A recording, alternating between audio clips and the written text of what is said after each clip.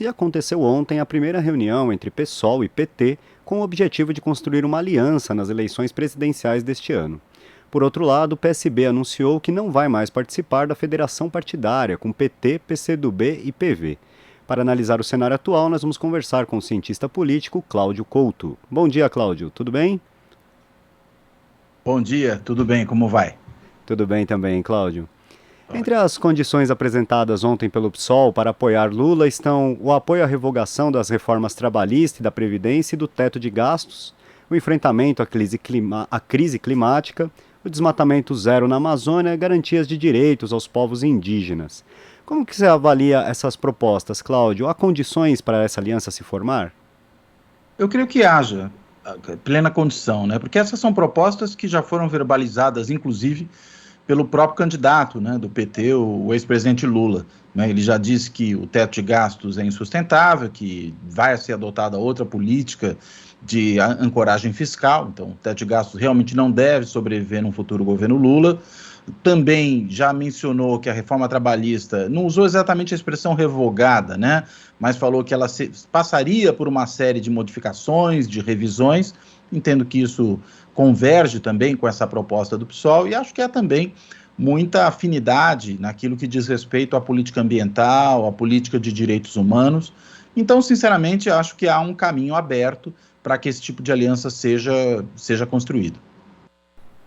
E também ontem o PSB acabou anunciando que não vai mais integrar a federação com PT, PV e PCdoB, né? O presidente do partido, Carlos Siqueira, reafirmou, no entanto, que tem interesse em ter Geraldo Alckmin como vice de Lula e manterá o apoio à candidatura do petista. Já o PSOL indicou o apoio ao Lula, mas não vai participar da federação. Esse movimento pode enfraquecer a esquerda nas eleições presidenciais? Qual a importância de uma formação de uma federação no pleito desse ano? Olha, eu não creio que enfraqueça a esquerda. Eu, sinceramente, acho que essa federação nunca foi algo provável. E ela nunca foi algo provável por uma razão muito simples. Pelo fato de que partidos maiores, como são o PT e PSB, o PSB é evidentemente menor que o PT, mas ainda assim um partido médio, para esses partidos não é muito vantajoso criar uma federação com outro partido grande. Né? E por que não? Porque são partidos, e a gente está vendo isso o tempo inteiro, que têm lideranças que podem estar em disputa em alguns lugares, em alguns estados. A gente tem visto isso em diversos estados.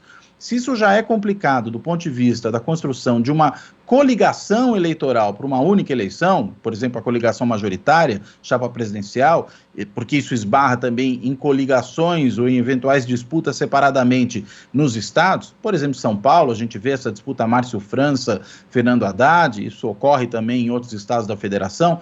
Imagine se isso ao longo de 4 anos, também envolvendo todos os municípios, envolvendo uma segunda eleição de âmbito nacional. É muito complicado para partidos maiores que têm implantação pelo território como um todo e têm lideranças que vão disputar espaço, formar uma federação, porque daí para frente, para fins eleitorais, eles passarão a ser um partido só. Entre partidos menores é mais fácil montar essa federação, porque inclusive eles precisam disso para sobreviver, ou mesmo um partido menor com um partido maior, porque também a competição é muito menor entre eles. Agora, entre partidos como PT e PSB era realmente difícil. Para esses partidos, o que funciona ainda é realmente a possibilidade de coligações negociadas uma a uma. E a principal questão, justamente, para a não formação da federação é a eleição aqui do governo paulista, né, Cláudio? Tanto o ex-prefeito Fernando Haddad quanto o ex-governador Márcio França parecem bem cotados no pleito estadual. Após 20 anos de PSDB aqui no estado, a entrada de Bolsonaro na disputa com o ministro da Infraestrutura, Tarcísio de Freitas, não seria a hora de uma união mais pragmática da esquerda em torno de um candidato? Essa divisão aí, ter duas candidaturas de esquerda, pode prejudicar o campo progressista em São Paulo? Olha, a gente precisa ver como é que a corrida eleitoral vai se dar, né? E como é que, saindo essas candidaturas separadamente, se isso realmente ocorrer, como é que elas se comportarão ao longo da campanha. Se houver um fogo cruzado aí, se houver ataques mútuos entre as candidaturas, uma candidatura operando no sentido de destruir a outra, de desmontar a outra, isso evidentemente é negativo para a esquerda. Se houver um certo acordo de cavalheiros de que disputarão o espaço, mas disputarão dentro de um certo grau de entendimento, isso pode até ser positivo, né, porque ajuda a tirar votos, muitas vezes, de outras candidaturas, né, e aí a candidatura dessas que se viabilizar num segundo turno, eu acredito que uma delas tem essa possibilidade, pode contar no segundo turno com o apoio da outra.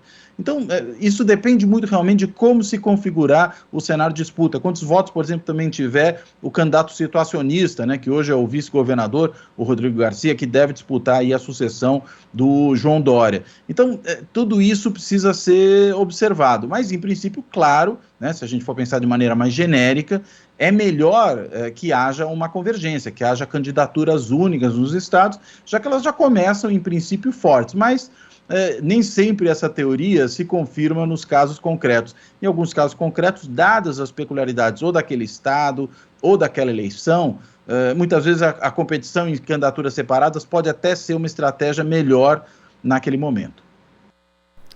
Mudando um pouco de assunto, Cláudio, estamos aí vivenciando a guerra entre Rússia e Ucrânia, né, e vendo as declarações atrapalhadas no governo Bolsonaro em relação ao conflito, posicionamentos diferentes do Ministério das Relações Exteriores em relação ao que ele fala, e também vamos vivenciar aí os impactos econômicos causados por esse conflito. Isso pode influenciar de alguma forma as eleições brasileiras? Olha, pode influenciar na medida em que todas as declarações desastradas do governo Bolsonaro, e elas não são poucas, né? É um governo que se especializou em atos desastrados, de um modo geral, sejam ações mais práticas, sejam declarações, é um governo que o tempo inteiro produz esse tipo de coisa. Isso, evidentemente, desgasta o governo. Por outro lado, o que a gente sabe é que é um governo que já, de alguma forma, produziu todo tipo de estrago possível nas suas trapalhadas, nas suas barbaridades, nas declarações absurdas que seus membros proferem. Toda a barbaridade que podia produzir já produziu. Então, talvez o efeito de novas barbaridades já não seja muito grande, porque, enfim, quem está ainda com Bolsonaro, apesar de tudo que já ocorreu, talvez não vá se comover muito com mais esses novos desastres.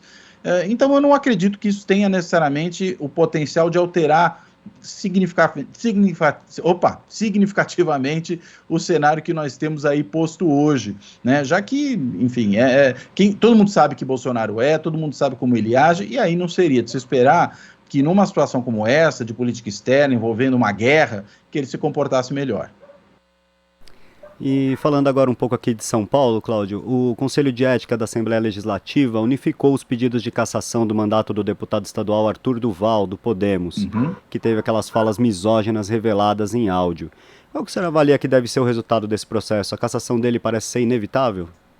Olha, tudo caminha nessa direção, né? Essa é a sinalização, até no grupo de extrema-direita do qual ele faz parte, o MBL, a sinalização também é essa, né, de que deve haver a cassação dele, tanto que o pessoal ali está muito preocupado, estão tentando defender o Arthur Duval mesmo, condenando aquilo que ele disse, mas dizendo que ele, por outro lado, teria qualidades, claro, no entendimento deles, e estão apostando também, claro, na demora, né, porque se demorar esse processo, imagina-se que ele possa esfriar, e aí, esfriando, um pouco mais à frente, talvez votos que hoje já são contabilizados como votos pela cassação possam ser revertidos. Essa aposta que faz o MBL, essa aposta que faz o próprio Arthur Duval.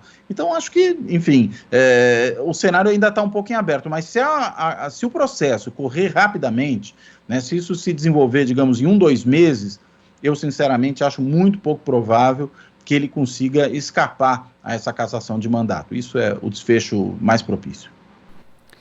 Você falou dessa questão do tempo, né? Há pouco tempo atrás a gente teve um caso de assédio dentro do plenário da casa, em que o deputado Fernando Cury, então no Cidadania, apalpou a deputada Isa Pena, do PSOL.